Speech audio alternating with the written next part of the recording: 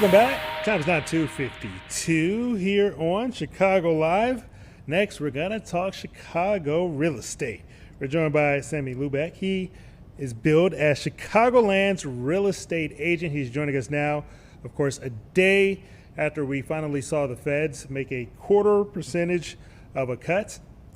Sammy's going to join us to break down what this means for somebody maybe in the market to either buy a home or possibly sell theirs. Thanks so much for your time. Happy to be here. Always happy to talk real estate with you guys. So how would you say specifically that the Fed's latest rate cut is going to impact mortgage rates here in Chicagoland market over, let's say, the next 3 to 6 months? I think realistically, the greatest impact it's going to have is on the mental confidence of buyers right now and increase their buying power. What a lot of people do not understand is they immediately think that when there's a Fed rate cut, that the mortgage rates are going to naturally go down that exact same amount immediately. Last Friday, we saw a tremendous decrease in the average mortgage rate around the country. 30 years were down to just over 6.1% last Friday. And then we had the Fed rate cut over the last couple of days. And magically today, rates are actually up to right around 6.37. So I think that it really comes down to having that knowledge base that our Fed rate cut does not always mean that the mortgage rates are going to go down and correlate exactly the same way. Now, Sammy, you just mentioned just because the Fed is cutting rates doesn't mean that mortgage rates are also going to go down. The Fed has also hinted that they could possibly do 1 or 2 more cuts before the end of the year. What does this mean for prospective home buyers? Should they be waiting, or is it a better time to maybe get in now before the rates shoot back up? I think the majority of buyers are always looking for that perfect time to buy a house and get that perfect rate, the lowest it can possibly go. I would love to be able to sit here and provide that crystal ball and say, you know what, on October 14th, that's when you should buy a house. Buyers need to constantly reassess the situation they're in on a given day, check with their mortgage brokers, check with their real estate agents, and find out what the average rates are on a given day.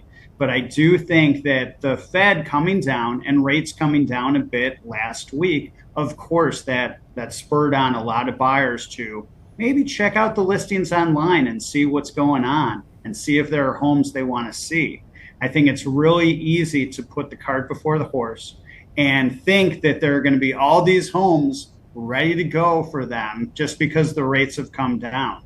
But they really need to see if there are any houses out there that interest them. And that's why it's so critical for them to start having those conversations with their real estate agents and find out if there are houses that are worth seeing, go see them. And then they can truly assess their buying power with their lender and make sure everything lines up perfectly. Well, you mentioned possibly go see houses if you're interested.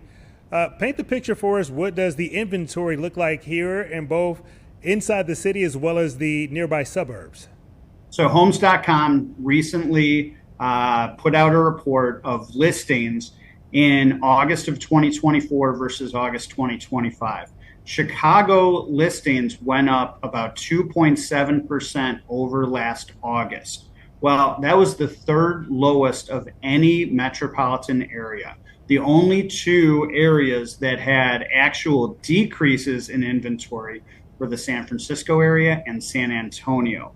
But in other parts of the country, you saw huge increases in inventory in areas like Miami and Raleigh, North Carolina, and Los Angeles and Vegas. They saw huge increases in year-over-year listings. As far as Chicagoland, yes, we have seen an uptick in listings over the last month or so. There's always kind of ironically, a spring in the fall market when you see these listings come on the market, even though majority of families out there, they want to be established for the school year. But once we get to the months of September and October and November, you have fewer people looking for homes, which means you're going to have less competition when it comes to a popular house. which is going to help the situation because in the first half of the year, with all these multiple bid situations, it was very challenging for buyers to get out there and win one of these battles. And I'm glad you went there with this conversation. Do you anticipate with these kind of modest drops that we're seeing right now, what is this going to mean for the first-time home buyer? Is that process going to be a little bit easier for them now, or is affordability still a little bit too high? I think prices are going to continue to go up. I think it's so important for first-time home buyers to have those critical conversations with people that have been in this industry for a long time that know what they're talking about. Realtors, lenders, real estate attorneys, their friends, family members can provide some great advice, but at the same time, a lot of people have opinions and everybody's a know-it-all. But the realtors and lenders that are getting stuff done in this industry on a daily basis, they're going to be the best knowledgeable resource for these first-time home buyers. I think prices are going to continue to go up.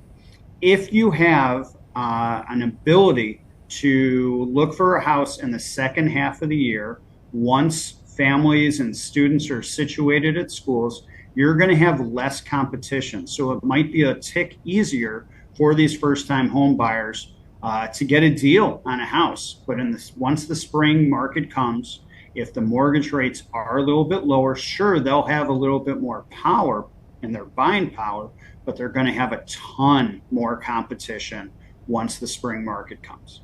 All right, Sammy, we only got about 30 seconds left. Quickly, what are one or two neighborhoods that first-time buyers should be looking at that maybe they wouldn't have considered?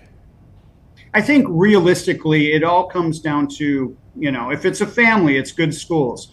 If you have a new job, you're looking, to be within a certain area. It's really difficult to look at one part of the city. You're talking about millions of people.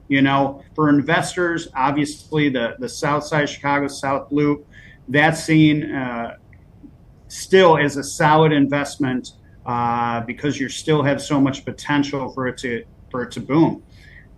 I think it's so critical for any buyer out there to really assess their situation from a familial, a work situation, school situation. Look at your situation, talk to the professionals, figure out what's going to be important to you, and then go find a house with a real estate agent like me. All right, Sammy Lubeck, billed as Chicagoland's real estate agent. Thanks so much for your time, and that's going to do it for this edition of